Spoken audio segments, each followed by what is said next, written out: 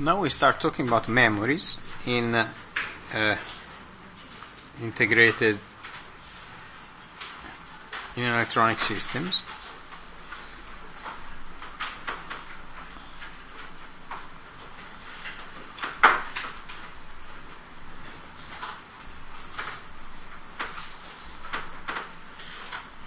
So we need to distinguish between read-only memories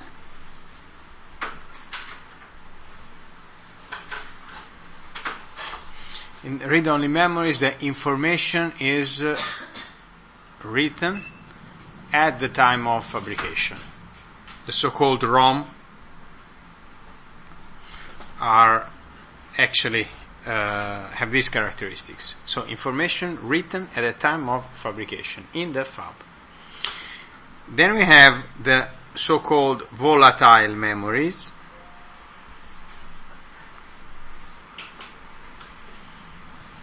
that for historical reasons are called RAM, as random access memories.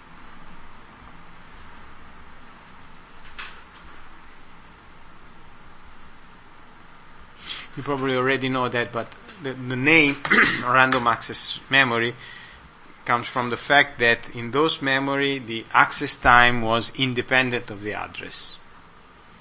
Okay? As opposed to memories on a tape, in which the access time is depending on the position of the tape. Okay? But for some reason now the term RAM means simply volatile memories, independent of this quality, that now is shared by all the types of memory used. And in particular we have two types of RAMs, the static RAMs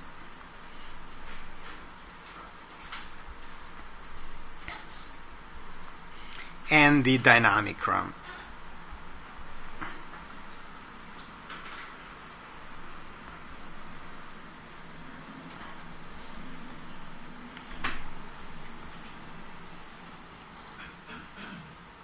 Oops.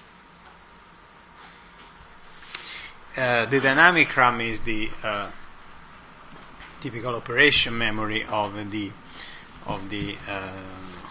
a computer, for example. And with the static RAM, basically we use the static RAM basically for the level 1, level 2 and level 3 caches, for the registers in microprocessors, for example, and for the buffers and the pipeline, the so-called FIFOs. Okay. Typically use static RAMs when we need velocity, because they are much faster than the dynamic RAM, and we use the dynamic RAM when we need mostly size, need large number of bits, because the dynamic RAM are cheaper and consume less power than the static RAM. Oh, these are probably things that you know, but now I'm in this, let's say, time we have, I'm interested in showing you at a physical level how they are obtained. And then we have the so-called non-volatile memories, which from the point of view of the market now is the largest market.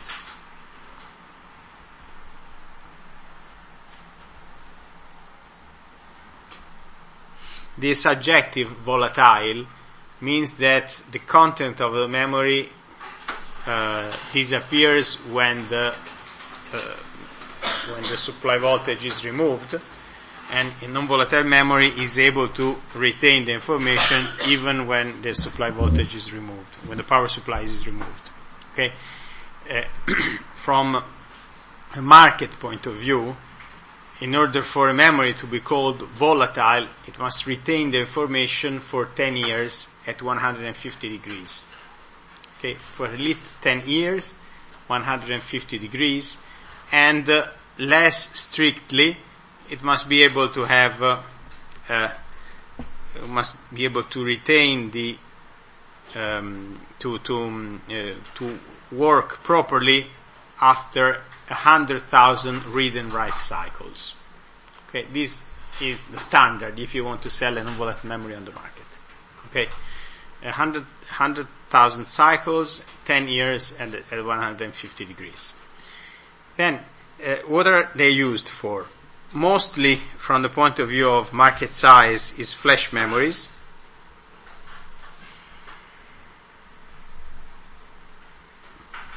For flash cards,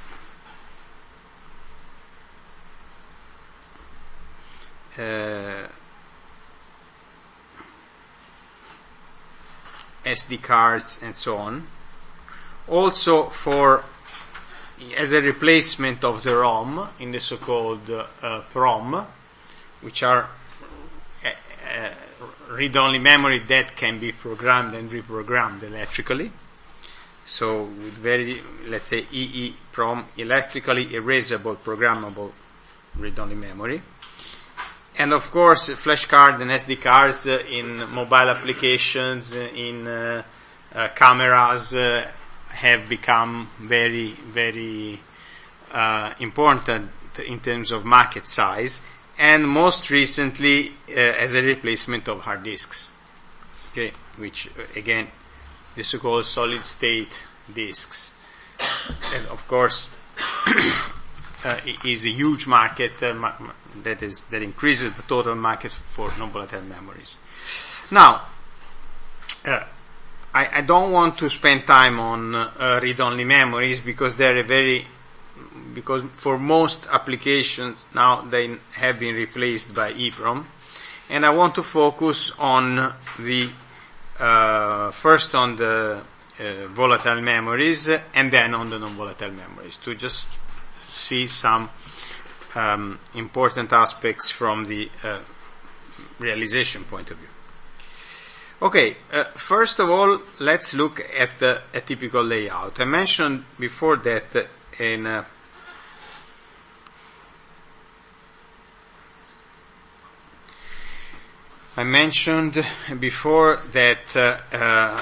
a memory bank is very regular, and this is, for example, the layout of a single cell. This is a one static RAM cell, so just 1 bit. 1 bit requires 6 transistors. You have already seen it, so I want just to stress the layout stuff. What's the circuit of an SRAM? You know that basically I have 2 inverters.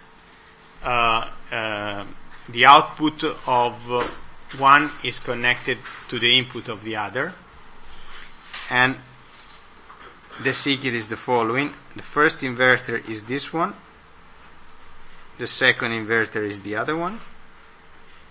So these are 2 inverters between VDD and ground. Okay? Then the output of the first is connected to the input of the second, and the input of the first is connected to the output of the second. This is a latch, okay, a CMOS latch. And then, in order to access the memory, I need other 2 transistors which connect the memory to a bit line.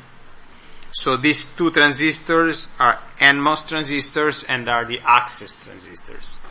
So by turning on these 2 transistors, I can connect the latch with the external bit lines. This is a bit line, and this is another bit line. So I know you have seen this stuff in the electronics class, and this is the corresponding layout. With what we know, we are able to recognize the circuit. Let's do it as an exercise, just to complete this thing. Typically, what you do is you drive these 2 access gates with the word line. So you have the word line here. When the word line is high, the bit line is connected to the latch. And so you have on the bit line the voltage that is on the output of the first inverter, and on the second bit line you have the voltage that is on the output of the second inverter. Now, so in this case, the 2 access transistors are these ones So basically, let me see if I'm able. This is an access transistor, and this is the other access transistor, and this is the word line. So the word line runs horizontally, is this one. You see this one, and then this red part is polysilicon, is the same material that forms the gate of these two pass transistors, 1 and 2. And this means that this is the bit line on the left. So this is the bit line, and this is a contact. This black square are contacts. This is the other bit line. Okay. Of course, you can imagine that since typically you have an array of these cells, so you have a square array. So you have a row with several cells connected to the same word line, and the column of several cells connected to the same bit line. Okay, and then this part inside is the part that contains the two inverters, and this is something that you should see, because what you have here is that so this below this green part is the P well, and so these are the N MOSFET. So this is one. The red part is the gate, and you see that this part is ground. This is the ground. Okay. So this line, this blue line here, is the metal line of the ground. So just to put names, if this is M1, we should call this one M1 2. If this is M2, M2 should be this one.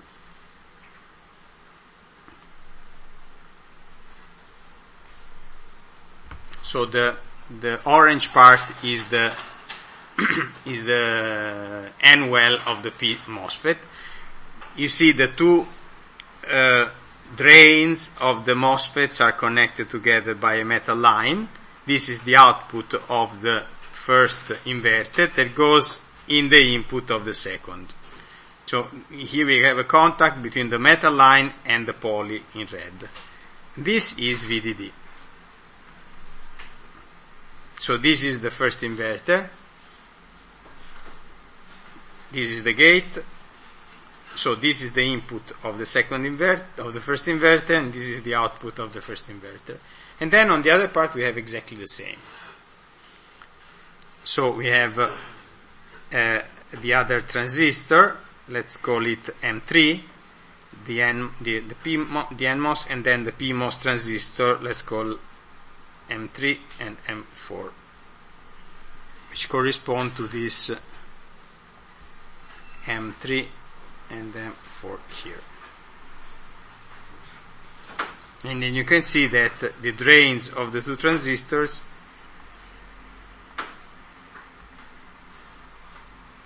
are connected together and are connected to the input of the first one. So this, just to show you that this part is exactly the other part. It's very compact, and of course, let's say the area on silicon has to be used as much as possible. So all these different colors correspond to different types of layers, and every type of layer is obtained with a different mask. So the combination of all masks forms the so-called mask set. Okay, that is the result of the design. So when I have all the masks, I can send the design to a foundry that will use all the masks to fabricate the chip. Okay. Now, the final result in terms of the same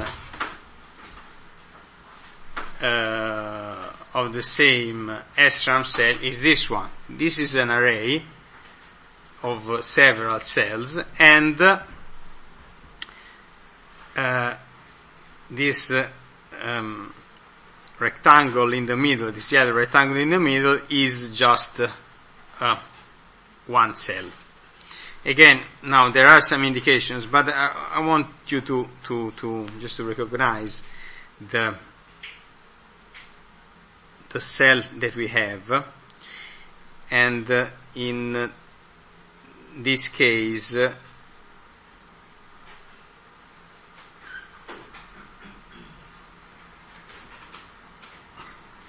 but this is relatively easy because the lines are already indicated here. Because let me see whether because this is BL means bit line, and this is the other bit line. So T5 and T6 are the two pass transistors. So this is T5 and this is T6. And this means that this must be a word line. This is the word line coming from the other side. And then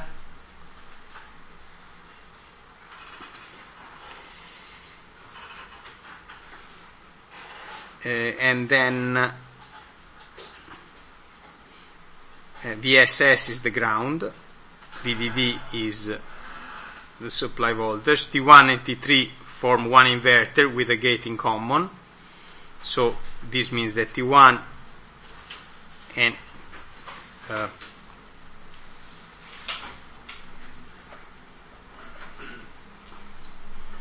they have the gate in common, and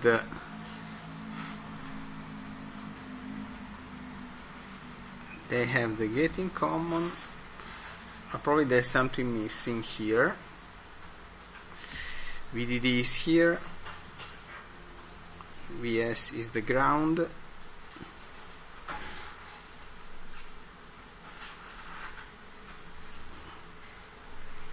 so these two must be connected. There is something, there's a layer that is missing here, but this is the output of the first, which goes with the gate of the second, and then the output,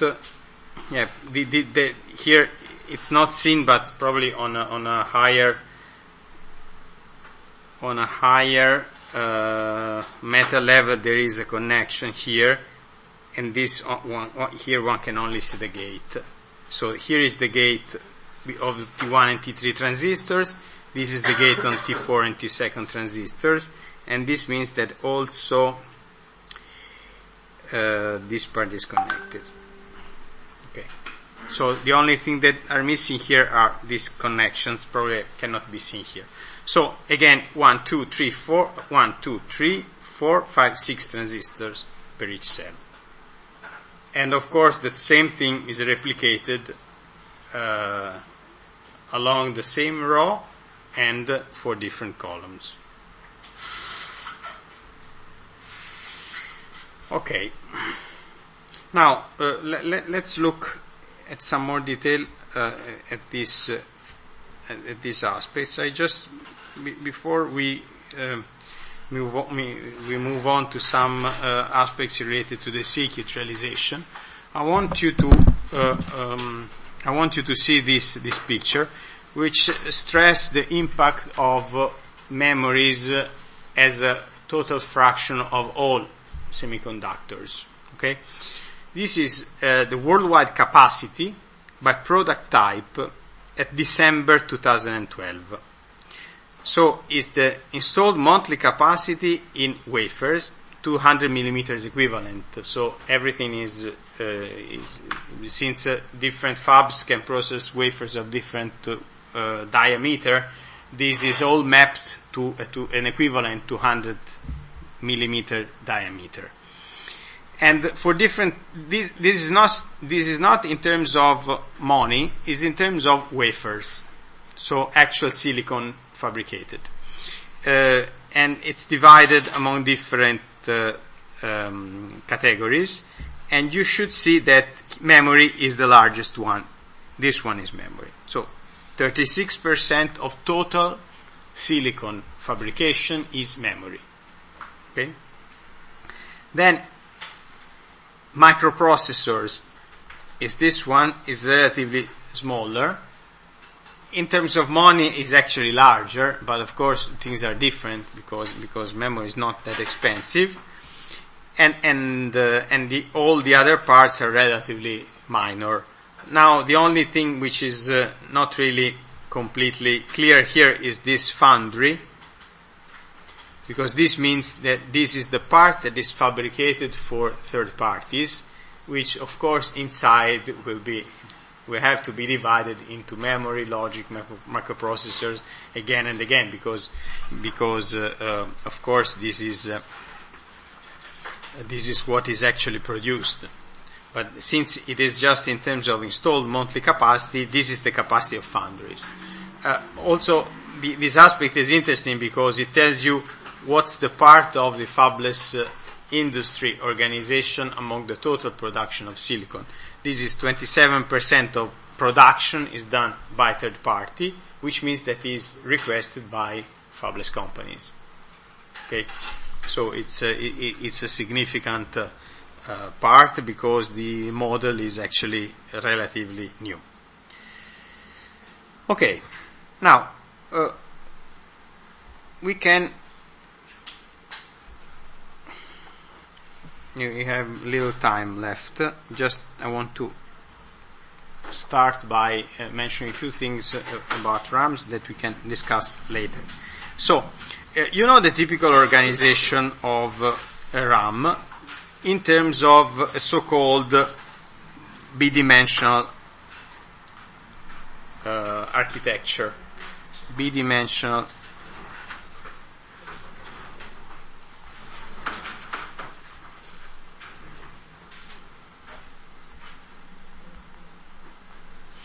we have a memory array which is described in terms of words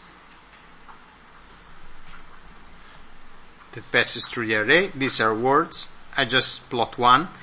And the words come from a so-called word decoder.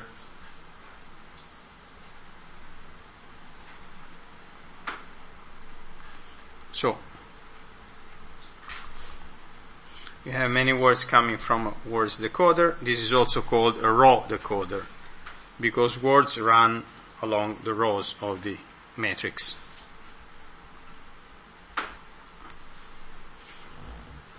And then we have the columns of the array. This is the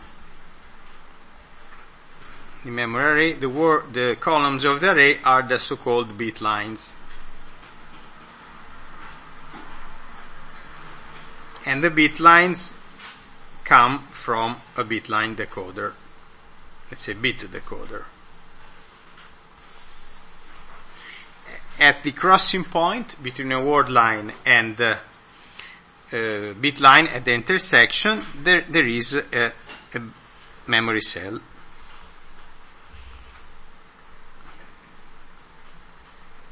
Just one bit. For example, if we are considering an SRAM, is the SRAM cell with 6 transistors. Okay, so we of course depending on the dimension of the array, you can have a very large memory bank. For practical reasons, this array is done so that we have a similar number of words, of word line and of bit line, so that the aspect ratio of the array is as close as possible to 1. So it should be something between 1/2 and 2, okay, more or less. So, what's the function of the row decoder? The row decoder has essentially 3 functions. First of all, it has to latch the addresses, the address. you know that the result of a word decoder is that only one word line is active and all the other ones are not active. So the word line that is active must be latched, which means that the voltage to apply to the word line must be sustained and kept. Of course, it has to, so in order to do that, it has first to latch the address, then it has to decode the word,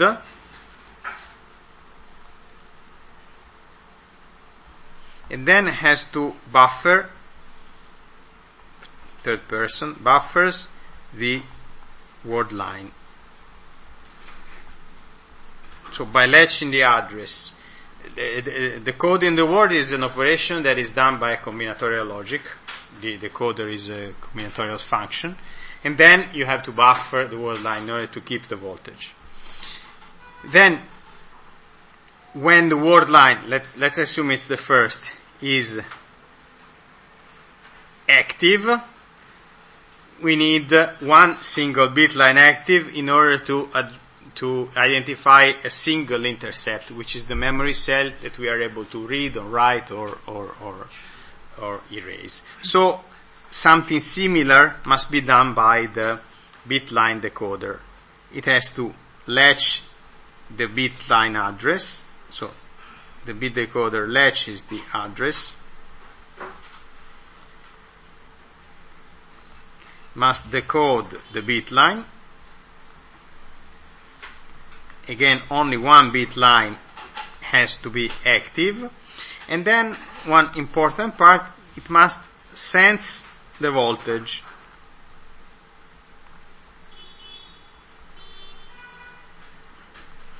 Because during the reading operation, depending on the content of the memory cell, if it's a 0 or a 1, the bit line voltage is changed slightly, and we need a so-called sense amplifier, which is able to sense this small voltage difference in order to interpret if a 0 or a 1 was written in the memory. Okay? After sensing the voltage, must senses the voltage and restores the logic value of the memory cell.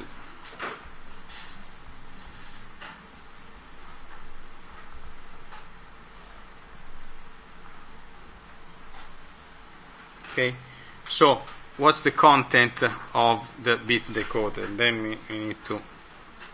So basically, so it has some latches.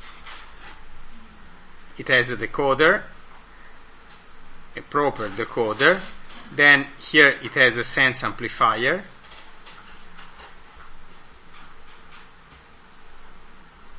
Latches plus buffers, because it has the to buffer the bit line. And then, okay, the sense amplifier is also the part of the circuit that restores the logic value of the memory cell. Okay. So we need to understand how this buffering is done and how the sensing is done. Because both how the buffering is done and how the sensing is done put some practical limitations on the size of the array, on the maximum size of the array in terms of number of bits, on the velocity of the cell, so the write time and the read time, and and on the power consumption of the memory. Okay, but then we will discuss this aspect next time. Okay, we stop here.